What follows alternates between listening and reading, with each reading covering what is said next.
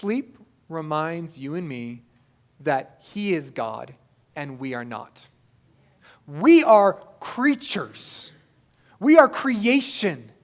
He is the creator. Kids, you draw and make something out of paint or pen or clay. God made us, and we are far different from him even than you are from your creations. In his great book, Humility, True Greatness, C.J. Mahaney writes, "Each night, as I confront my need again for sleep, I am reminded that I am a dependent creature.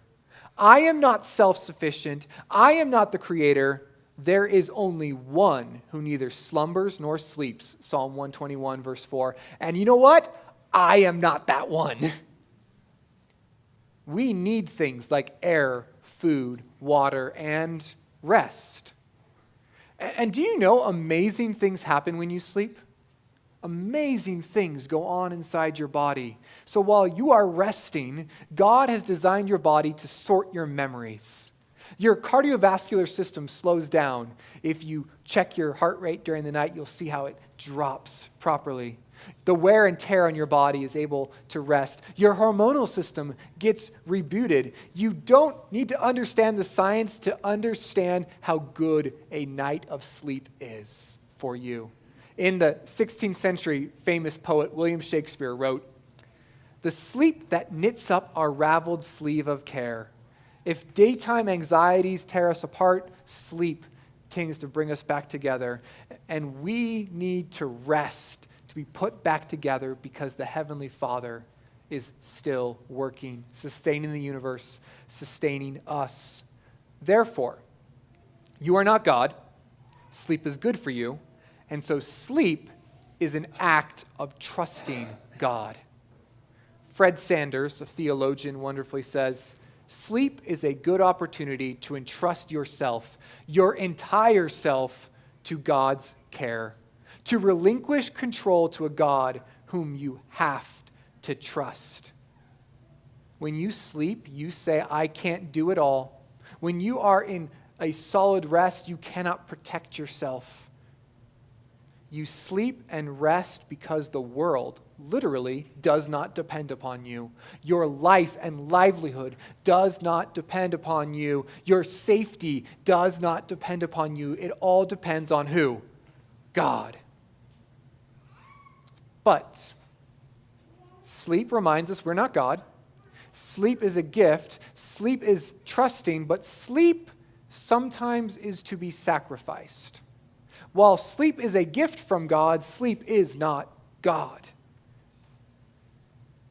And we have in the example of Jesus, the author and perfecter of our faith, two key moments where he refuses to sleep all night.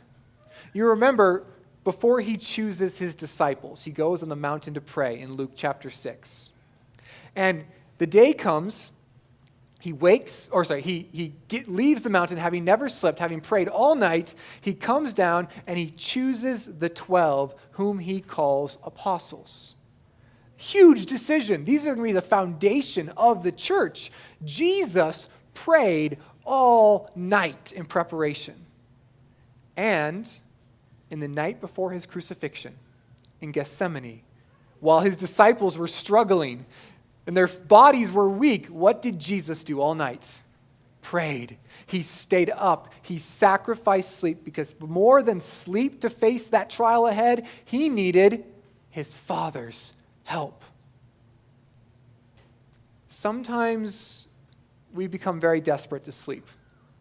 Again, I've had those nights, even recently, where sleep runs away from me and I can't do it. And there's, I don't know, maybe it's just my own weakness. Maybe some of you can relate. There's this fear of, if I don't get enough sleep, how am I going to handle the day? There's this fear of, I can't do this because I cannot sleep.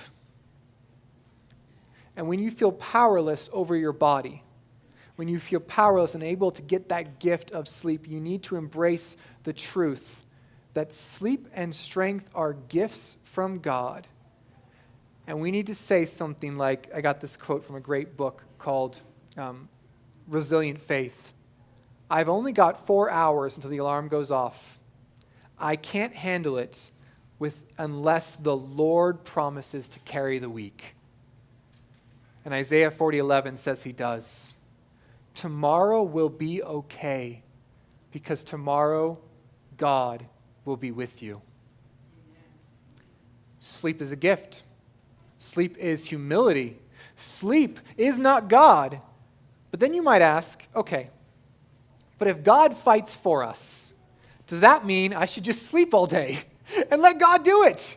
Right? This is a temptation that sometimes comes in our mind where you're going, okay, well, but if God is sovereign over all things, why do I need to do anything? If God's just going to do what he's going to do, why do I need to care?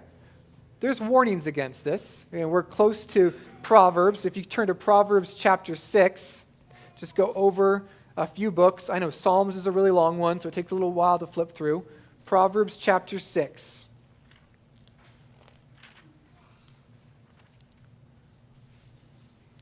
Proverbs chapter 6, verse 9 through 11. After describing the immense efforts of the ants, he says, Proverbs 6, verse 9, "How long will you lie down, O sluggard? When will you arise from your sleep? A little slumber, a little folding of the hands to rest. Your poverty will come in like a vagabond, and your need like armed men." Proverbs 6, 9 through 11. Don't be like those who say, "Oh, I'm just going to sleep away." In fact, we have a great example of God working